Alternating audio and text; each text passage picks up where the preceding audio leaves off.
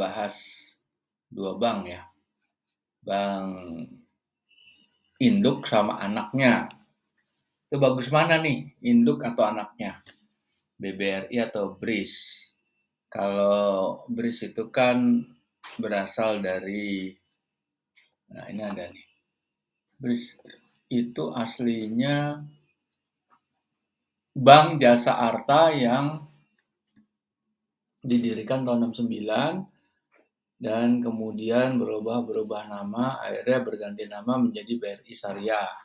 Ya kan artinya udah diakuisisi sama BRI itu. Berganti nama lagi Bank Syariah Indonesia, penggabungan Syariah Mandiri, BNI Syariah dan BRI Syariah. Oke.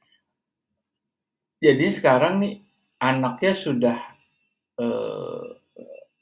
bukan lagi sudah dipisah. Jadi BRI atau BRIS ini, Bank Syariah Indonesia ini sudah berdiri sendiri, sudah tidak menginduk lagi ke BRI karena induknya tuh selain BRI ada BNI Syariah, ada Syariah Mandiri. Nah, kita mau membandingkan ini, kita bongkar laporan keuangannya berdasarkan bukunya Benjamin Graham, Intelligent Investor, dan Security Analysis. Dua buku ini dipakai oleh Warren Buffett dan ini merupakan buku pegangannya lah. Oke. Sekarang Anda sebetulnya udah bisa mengakses formulasinya Benjamin Graham melalui Easy Stock. Bisa Anda klik atau download di Google Play Store. Nah, oke, kita mau bongkar dulu laporan keuangan ya. Kita bongkar aja laporan keuangan BRI. Oke. Gimana nih sebetulnya kalau bank ya, kalau mau bongkar bank, ini Anda harus lihat di sini. Yang penting ini nih, total aset ya. Dari total aset, ini semua harus dicari harta lancarnya atau aset lancar ya. Berarti ini aset lain-lain, aset pajak tangguhan, ini harus dikurangin ini. Nah, ini harus dikurangin. Terus tagihan derivatif juga ini dianggap jangka panjang ya, karena berisiko tinggi derivatif itu. Terus giro pada Bank Indonesia, nah, gitu. Nah nanti berikutnya adalah net NPL, non performing loan gitu. Cara ngebongkar bank tuh seperti ini. Nah kalau bank kan cuma ada total liabilities, tidak di split. Nah, terus langsung kita cari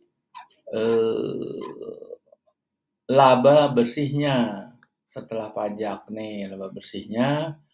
Dan ini ada nih beban penyisian, pembalikan. Nah ini kan harus dihilangkan. Kalau dia minus di pluskan, kalau dia plus di minuskan. Oke, terus agak rumit memang menganalisa perbankan ini. Oke, kita masuk lagi. Ini masih BRI ya. Nah, dividen ada nggak di sini? Nah, Anda carilah di situ dividen. Dividen. Nah, oke.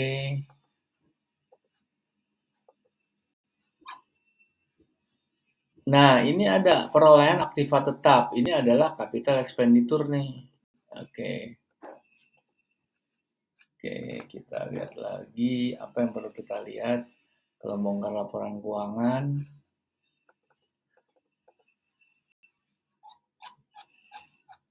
Ini kan giro pada bank lain, oke. Penempatan pada Bank Indonesia tadi kan udah tahu ya, kita sudah mengurangi dari total aset untuk mencari aset lancar. Efek ini nggak, kita cari langsung non performing loan aja. Kredit yang diberikan. Nah, kredit yang diberikan yang kita cari adalah apanya nih? Nih,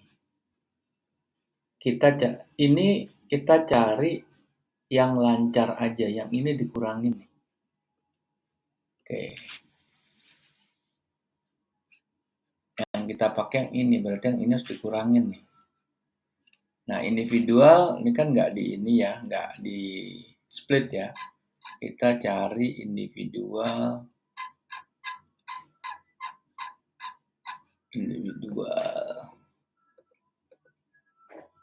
Ada nggak berapa persen dia non performing loan? Biasanya ada di sini gitu. Kalau nggak kita pakai aja angka 2%. 2% itu umum soalnya. Ini di sini. Rasio non performing loan malah 3% ya. Ini yang harus Anda pakai per masing-masing 30 Juni. 31 Desember kan. Jadi sekitar 3% lah, bukan 2%. 2% terlalu optimis lah. Oke. Terus kredit yang diberikan udah.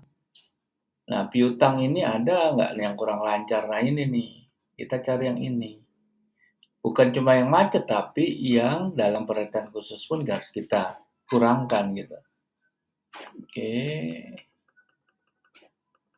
Nah, ini tadi kan udah ada ya capex-nya. Ini capex-nya segini nih tadi nih. Nah, ini depresiasi. Itu harus saya masukkan gitu. Nah, oke. Setelah itu kita cari breakdown daripada PNL-nya.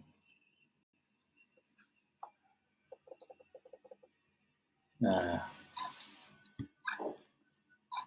ini breakdown-nya nih.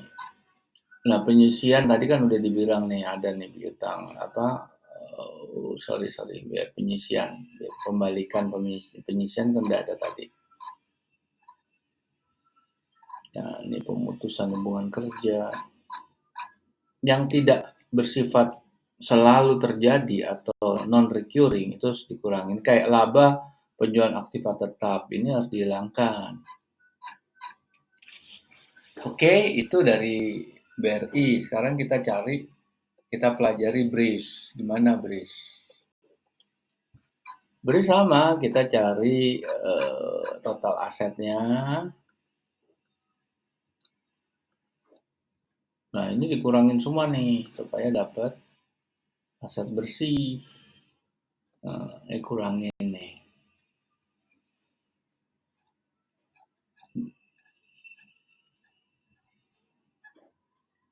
Nah, giro dan penempatan pada Bank Indonesia ini harus dikurangin juga. Nah, kalau bank syariah memang sedikit lebih rumit sebetulnya. Nah, ini ada utang total ya, jumlah liabilitas. Oke, tapi ini harus dikurangin juga nih jumlah dana temporer. Ini termasuk yang jangka panjang nih sebetulnya. Ya, kadang-kadang orang tidak mengabaikan lah ini.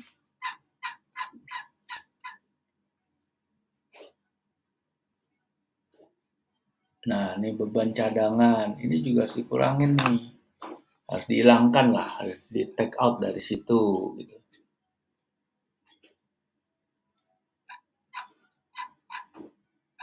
Nah, ada nggak dividen? Dividen nggak ada ya.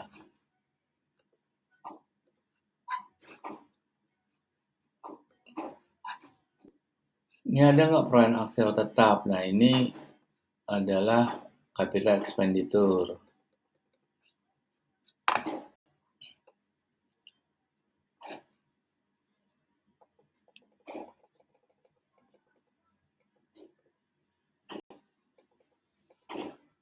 Nah, piutang nih di sini nih, piutang. Kita cari yang ini. Ya ini sudah masuk di isi stok nih, sudah kita hitung nih. Ini ribet kalau ngitung nih. Oke. Sama nih, yang lancar ini semuanya. Kita pakai yang lancar aja. Oke. Ini juga banyak, pokoknya ini harus teliti sekali kalau di apa? Di bank syariah gitu. Ini juga nih. Ini akumulasi penyusutannya 77. Habis itu kita cari breakdown-nya.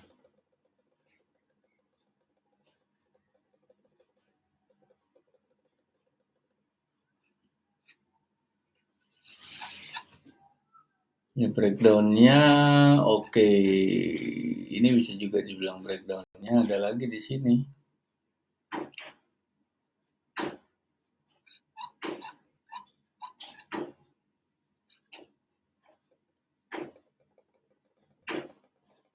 Ini nyarinya agak lama di sini memang. Nah, nih penyusunan aktiva tetap kita cocokkan mana. Kalau lebih besar ini sebetulnya pakai yang ini gitu. Terus nih beban, cadangan, kerugian, aset-aset produktif ini. Selisih kurs nih nggak boleh nih ada. Oke. Jadi begitu para pemirsa ngitungnya ya, ngitungnya agak ribet ya, Mak. Tapi kita lihat hasilnya aja lah. Ini hasilnya seperti ini. Oke, ini hasilnya ya. Kita gedein. Oke. Kalau dilihat size-nya jelas BRI jauh lebih besar ya. Jauh lebih besar. BRIS itu skalanya aja 6 kali lipat kok, 5 kali lipat. BRI lebih besar, bisa lebih tergantung Anda lihatnya pada dari segi laba. Laba 10 kali lipat malahan di tahun 2021. Laporan 2022 itu juga 10 kali lipat lebih malahan. Jadi memang gapnya besar sekali gitu. Makanya kalau dibilang nih, mana yang baik induk sama anak, kita hitung nilai wajarnya. Nah, kita hitung nilai wajarnya, kita akan running video aja di sini karena di sini belum bisa di running website based on website ya belum bisa. Oke.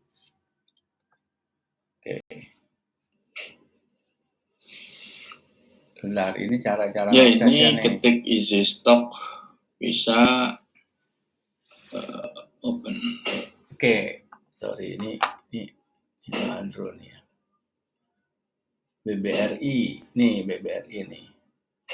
BBRI di sini upside-nya 30% sama, nggak ada downside dia.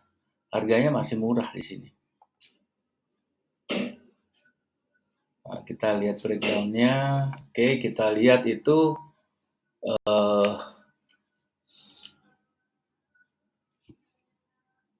kita lihat rasio keuangan.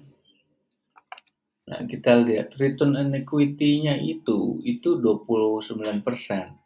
Dan ini kan posisi semester 1. Berarti kalau full year itu ya kali 2. Bisa sampai 60%, bagus. Kalau debt equity perbankan memang besar sekali ya. Profit marginnya 32%. Working capital di atas 1. Nah, coba kalau kita lihat yang akan kita bandingkan itu BRIS. Kita lihat BRIS.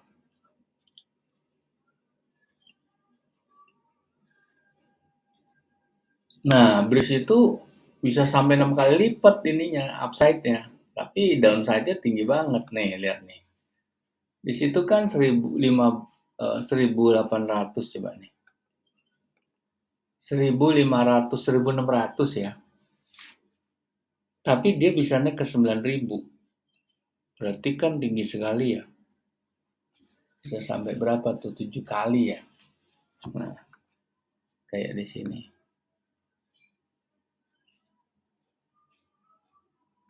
Berapa kali dia di sini? Nih, kayak BRIS. Tadi sorry ini BRIS tadi nih.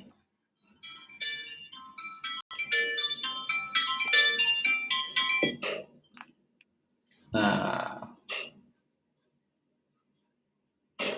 BRIS kan segitu, gede sekali ininya. Apanya gapnya besar sekali. Sorry. Oh,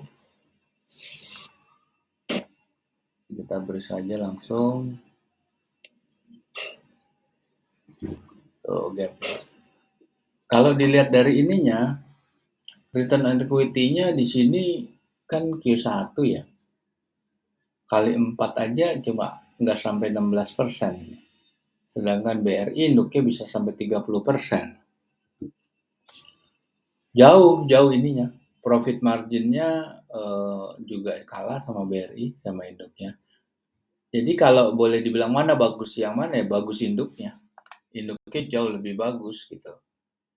Itulah balik lagi tadi ke ini, ke judul kita ya. Mana yang lebih bagus ya BRI gitu. Oke para pemirsa, kita jumpa lagi di lain